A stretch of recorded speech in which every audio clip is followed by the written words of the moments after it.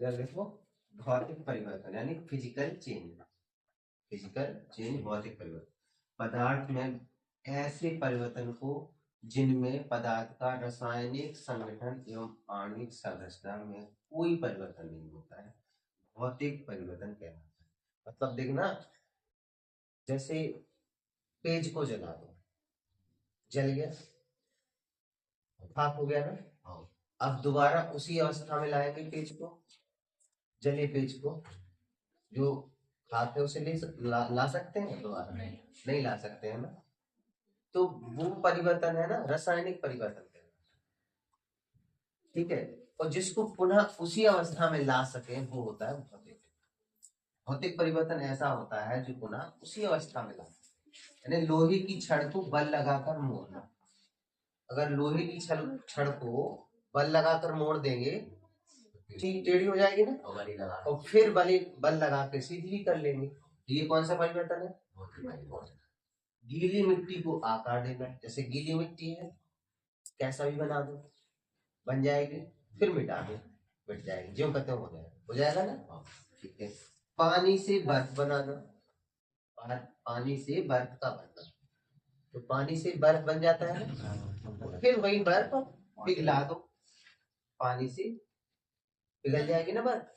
तो ये कौन से परिवर्तन है? भौतिक परिवर्तन। यानी कि पदार्थ में ऐसे परिवर्तनों को जिनमें पदार्थ का रासायनिक संगठन एवं आणविक संरचना में कोई परिवर्तन नहीं। तो देखो, इनमें कोई परिवर्तन होता है? नहीं होता है, भौतिक परिवर्तन क्या है। ठीक है, ये तीन चार उदाहरण लिख दिए हैं। लोहे की छड़ को बल लगाकर मोड़ना, गीली मिट्टी को आकार देना, पानी से बर्फ का बनना, बर्फ का पिघलना। और भी उदाहरण हो सकते हैं भौतिक परिवर्तन के। ठीक है, जब आए एग्जाम में तो तुम्हें खुद समझना है कि ये भौतिक है या रासायनिक है, भौतिक है या रासायनिक। ठीक है, समझ पाओगे कि नहीं? यानी कि पुनः उसी अवस्था में ले आते हैं जिन चीजों को, वो भौतिक कहलाते हैं। जिन्हें ना ला सके वो रासायनिक कहलाएगी। अभी हम रासायनिक परिवर्तन पढ़ाएंगे। ये लिख गया सबका? लिख गया ना? रासायनिक परिवर्तन लिख गया सबका? देखो, सिर्फ एक ही चीज का फर्क है रासायनिक परिवर्तन।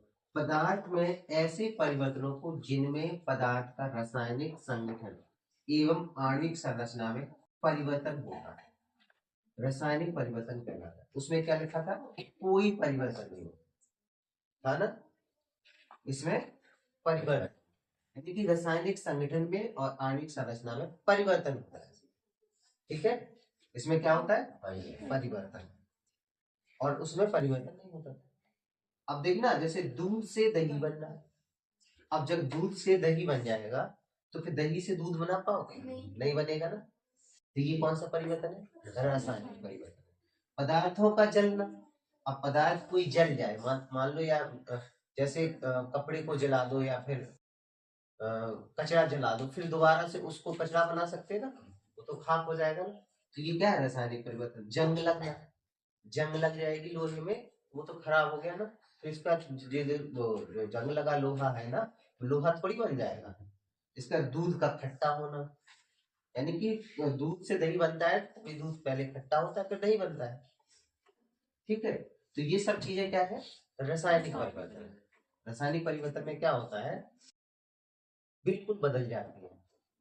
भौतिक परिवर्तन में नहीं बदलते, बदल तो जाते हैं लेकिन फिर पुनः उसी अवस्था में ला सकते हैं, लेकिन रासायनिक वाले में पुनः उसी अवस्था में नहीं ला सकते, ध्यान रखना। और परिभाषा में सिर्फ एक ही चीज का ध्यान रखना है कि परिवर्तन होता है, उसमें कोई परिवर्तन नहीं होता है। एक याद हो गई, दोनों याद हो जाएंगे। अच्छा, एक चीज और देखो, यहाँ पर हम लिख रहे हैं,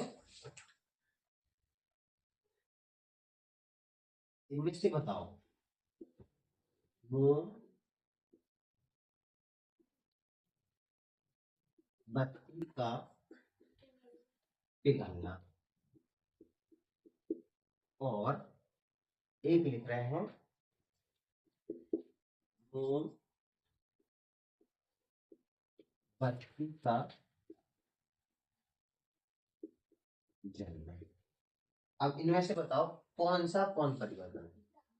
ये मोमबत्ती का पिघलना और मोमबत्ती का जलना। जब मोमबत्ती का जो पिघलना है ये भौतिक परिवर्तन है, क्योंकि जब मोमबत्ती पिघल जाएगी तो जैसे खड़ी मोमबत्ती पिघल गई तो वो मतलब जमीन पे आ जाएगी पूरी, लेकिन फिर पुनः उसी अवस्था में ला सकते हैं। लेकिन अगर मोमबत्ती हमारी जल के उड़ी जाएगी, बचेगा नहीं कुछ, तो फिर पुनः उसी अवस्था में थोड़ी ना ला सकते हैं। तो ये रासायनिक परिवर्तन हो जाएगा कि नहीं? रासायनिक परिवर्तन है। और ये कौन सा है? भौतिक परिवर्तन। तो इस चीज का विशेष ध्यान रखना। और नाम एक ही है, दोनों का लगेगा कि सर जी दोनों रासायनिक हो या फिर दोनों भौतिक। ये भौतिक परिवर्तन है, ये रासायनिक। तो रासायनिक अभिक्रिया, केमिकल रिएक्शन, जब दो या दो से अधिक पदार्थ परस्पर अभिक्रिया करके नए पदार्थ बनाते हैं, ऐसी अभिक्रिया रासायनिक अभिक्रिया कहलाती है। यानी देखो, दो या दो से अधिक पदार्थ परस्पर अभिक्रिया करके, यानी कि जुड़कर कोई नया पदार्थ बनाएंगे। यानी दो पदार्थ है, वो मिलकर एक नया पदार्थ बनाएंगे तो वो क्या कहलाएगा? रासायनिक अभिक्रिया। इसमें देखना, जो पदार्थ अभिकारक है ना, अभिक्रिया में भाग लेने वाले पदार्थ, यानी इसमें जो हाइड्रोजन और क्लोरीन है, ये दोनों क्या है? अभिकारक। ये दोनों है अभिकारक, ठीक है। और जो ये जो उत्पन्न हुआ है, ये क्या है? अभिक्रिया से उत्पन्न पदार्थ। हाँ, जिसे बोलते हैं उत्पाद। जिसे क्या बोलते हैं?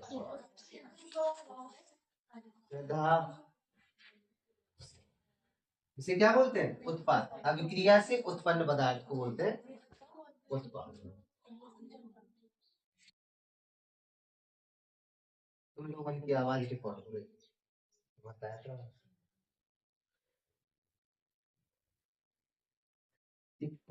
अभिकारक क्या होता है? अभिक्रिया में भाग लेने वाला पदार्थ।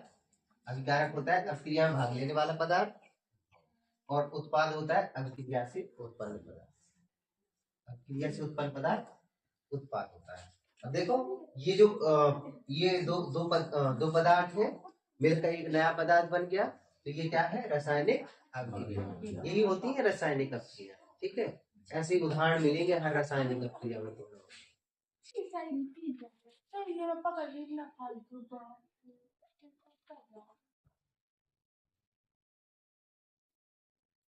ठीक है, ये रासायनिक अभिक्रिया के अभिलक्षण है। देखो, अवस्था में परिवर्तन, जब भी कोई रासायनिक अभिक्रिया होगी तो उसकी अवस्था में परिवर्तन होगा, ठीक है। रंग में परिवर्तन हुआ यानी कि रासायनिक अभिक्रिया होगी। हाँ, जरूरी थोड़ी है कि पीछे परिवर्तन, भौतिक परिवर्तन में भी तो होता है, तो वो भी वो रासायनिक थोड़ी परिवर्तन कहलाता है। भौतिक अलग होता है, रासायनिक अलग। गैस निकलना, जब रासायनिक अभिक्रिया होती है तो गैस भी निकलती है कभी। अवक्षेप बनना, यानी कि जब रासायनिक अभिक्रिया होती है तो कोई नया पदार्थ भी बन जाता है एक्स्ट्रा, ठीक है। जो बनना है वो तो बन जाता है, कुछ और अन्य पदार्थ भी बन जाते हैं, तो वो क्या होते हैं? रासायनिक अभिक्रिया से, ठीक है। तो रासायनिक अभिक्रिया, केमिकल रिएक्शन, जब दो या दो से अधिक पदार्थ परस्पर संयोग या परस्पर अभिक्रिया करके नए पदार्थ बनाते हैं, ऐसी अभिक्रिया रासायनिक अभिक्रिया कहलाती है, ठीक है। और इसमें अभिकारक और उत्पाद मुख्य रूप से होते हैं। अभिकारक ये दोनों हैं जो कि रासायनिक अभिक्रिया में भाग लेंगे। जो उत्पन्न होता है वो क्या कहलाता है? उत्पाद। यानी उत्पन्न होता है वही होता है। रासायनिक अभिक्रिया से उत्पन्न पदार्थ क्या होते हैं? उत्पाद। जो अभिक्रिया में भाग लेते हैं वे अभिकारक। तो ये दोनों क्या है?